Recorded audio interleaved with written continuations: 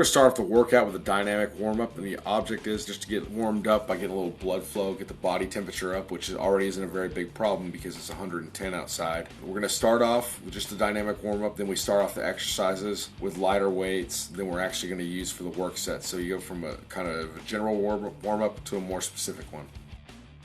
Today's workout consists of a dynamic warm-up followed by deadlifts, then T-bar, prison rows, band resisted, followed by cambered bar bent over rows, then on to seated one-armed cable rows, followed by wide grip lat pull downs, very light in a peak contraction type style, followed by weighted wide grip pull-ups, then finally band resisted T-bar rows. Branch is just warming up with 225 here.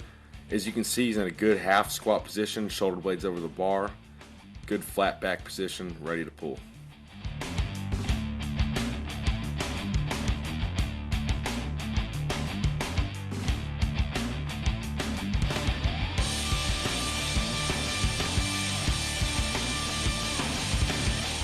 Branch is up to 405. Technique solid. Get a good full range of motion. Here Branch is up to 500 pounds. He hasn't gone this heavy in years. Again, a good lockout.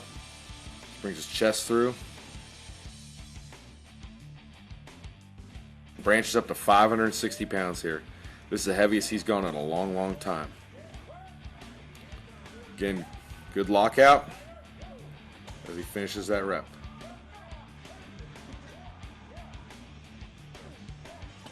Nice solid triple here. This is much lower rep range than bodybuilders typically work in, but we're trying to, again, build up his limit strength. Branch is at 495 pounds here again. So you go for 8 reps. Not only has he not been this heavy in a long time to this training cycle, but when he has, it hasn't been for this kind of reps. I mean, there's not, high rep deadlifting is a very tough animal, but he's able to do it. Here, Branch is going to do just 1 rep. Okay, Branch is going to do a Juarez Valley 8 here, meaning he's going to go from the upper rep range and back to the lower rep range. And what that does is keep intensity pretty steady throughout. So when he does his highest amount of reps, which is 8 reps, he goes back to his lowest amount of reps, which is 1 rep. So he goes from the highest amount to the lowest route. Then next is 7, then 2, 6, then 3, and finally 5, then 4. So the intensity of those 2 sets the whole time throughout is 9 reps, so it keeps it pretty steady instead of just trying to do a straight set weight the whole way through. You can already see as Branch gets down to the bar, look at his back, it's already, this heavy deadlifting is really paying off for him. Typically we don't deadlift with straps. It's okay to some bodybuilding just because you don't have to grip the weight like in powerlifting. But the reason is it's about 105 degrees and that there's very high humidity to match it. So it's nearly impossible to grip the bar at this point. Again, even as the weight gets difficult, you watch Branch, he's locking out every single rep.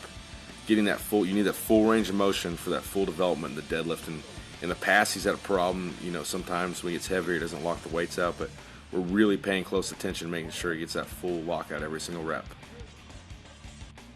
It's important to lock out the deadlift just because, when you lock out a deadlift, the 2 main muscles that are going to help you lock the weight out are going to be your glutes and your upper back. And if you do not want to rob yourself of that all-important upper back work as you lock the weight out. These are called T-bar prison rows, and what we're doing here, band resistance. If you look at Branch's feet, there's a band around them. It's attached to the bar. That provides an additional resistance. And what we're doing here is we're doing a 5 count eccentric. So as he lowers the weight, I'm counting to 5. And what that does is not only have him, I've heard Dorian Yates talk a lot about how in bodybuilding the main problem one of the main mistakes people make is they don't concentrate in the negative portion of the rep. And here we're emphasizing the negative portion of the rep. First off, because it's going to build more muscle, and second of all, it's just a way to change things up. And one of the most important things is we're spending a lot more time under tension, because time under tension is generally, one of the most important variables for muscle growth. And you look at a lot of top people, that's one thing they're missing. Their average sets might take, 10 seconds. Here we're sometimes taking, 20 seconds all the way up to a minute on some exercises. and that adds a whole new dimension of muscle growth and totally shocking his body at this point. Branch chain strict. We're getting that 5 count on the way down. These are called cambered bar bent over rows. As you can see, the bar is cambered. In the middle, there's like about a 4-inch dip. All this does is this allows you to go, instead of the bar stopping at your stomach like it traditionally wouldn't have been over a row, you're getting a deeper range of motion. You really feel this in the middle portion of your back, and you're gonna have to substantially lower the weight to do this exercise. Again, if we just did this with a regular bar, we could have 2 more 45s on each side, but here we're really targeting the middle area of the back. Again, in this workout, we're generally going lower reps than bodybuilders traditionally do, but we're also doing a lot of time under tension work, because before I started working with Branch, I've seen him train for years, and I went on YouTube and I evaluated all the sets he'd done. The typical set lasted under 10 seconds. So here we're making a point to prolong a lot of the sets, and most of the sets were of higher reps in the 8 to 15 range. So we're doing lower reps and really concentrating on time under tension. Those were 2 things that were missing from his training, and we're purposely attacking them. We want to shake things up and not go with the norm. Watch Branch do these 1-arm rows. Again, we're going time under tension here, a minute straight. Look, you want to get the whole point of this is not a compound. This is not a movement where you want to get a lot of body movement into it and cheat it up. It's a very strict movement. Watch he stretch forward. He's really stretching that lower lat, and he's squeezing the weight as he comes up. He's getting fatigued as the set goes on, but he's doing his best. He can get that stretch the whole time, and doing his best to really squeeze at the top of the rep.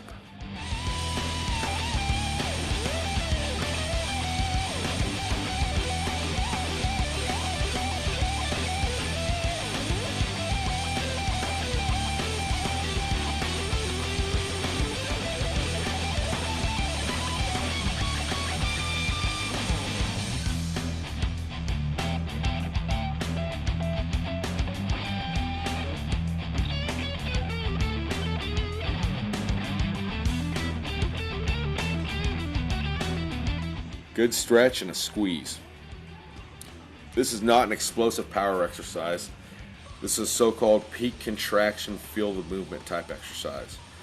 To be effective and build the most muscle possible, you're gonna have to hit all different types of movements. You're gonna have to hit stretch movements, peak contraction movements, compound movements, and we're trying to attack the muscle from all different angles.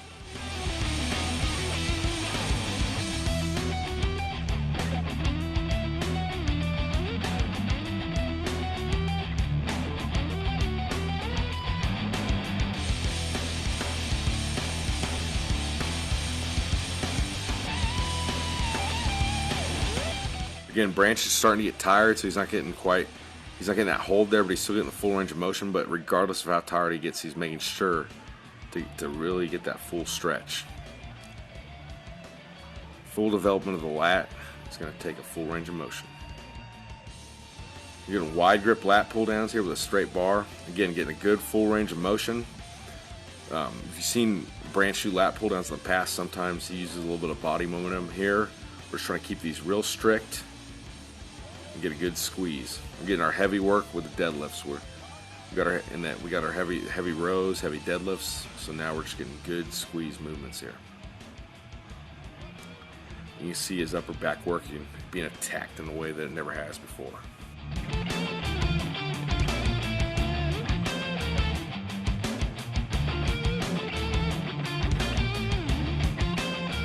Branch is going for a whole minute straight here. Really going for that time under tension.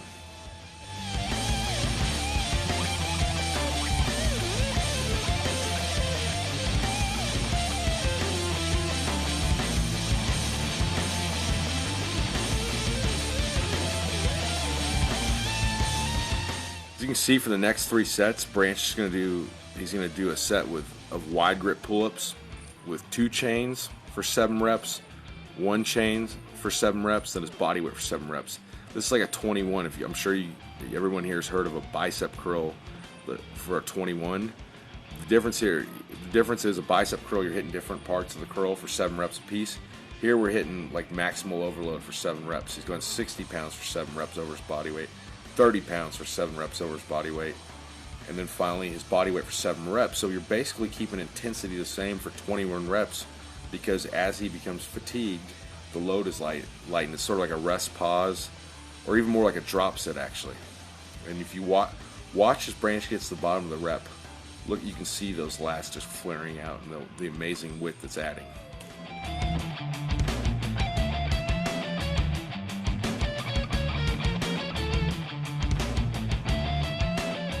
Here's branched in wide grip pull-ups with a 75-pound weight. Just want to see what it feels like and provide a little extra overload.